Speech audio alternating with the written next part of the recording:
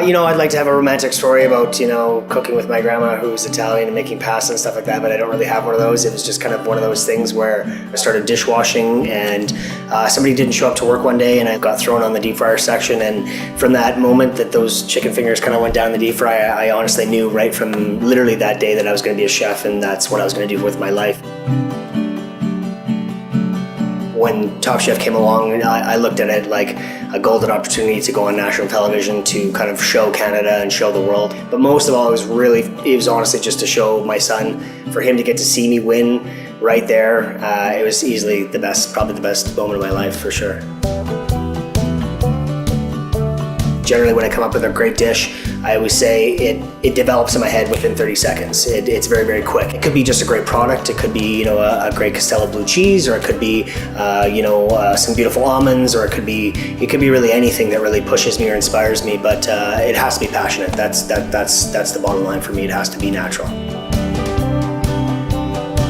I always try to respect the cheese, and certain cheeses are great for cooking and other cheeses are just great just to sit there and eat on their own. For my son Aiden, I make a mac and cheese with the Castello gorgonzola, something like a camembert that I would probably just want to sit there and eat it, or put it in a grilled cheese or something like that. So a great product you don't want to mess with too much or overdo it. Good food is good food, and a great cheese is a great cheese.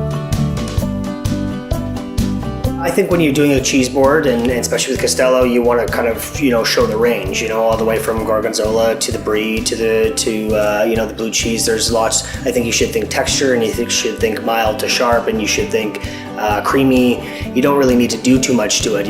Put some nuts and some fruit and maybe some honey with it, and just kind of let it do its own work. When I'm entertaining at home, it really would just depend on who's coming over and what the kind of vibe is. If it's just me and a couple of friends, I'll definitely do a cheese board and kind of just hang out and kind of snack as we go. If I've got more important people coming over, like my mom, then I'll make a little bit more effort. And I love making a blue cheese mousse and stuffing with some gougere and some spiced honey.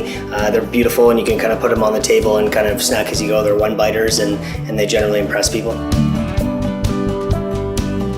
We're gonna make a recipe great for entertaining, featuring Castello blue cheese. We're gonna make some gougere and make a nice mousse with the Castello blue, a little bit of spiced honey on top. It's gonna be great.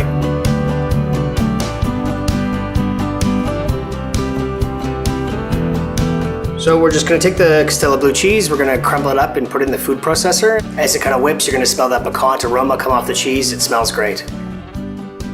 You wanna kind of fill them up pretty full, but you don't wanna jam it too much.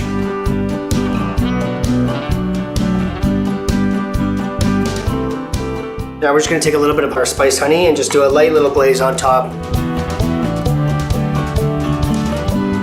There we are. We have Castello blue cheese, stuffed gougeres with a little bit of spiced honey on top. If you want this recipe, go to castellocheese.com. Enjoy.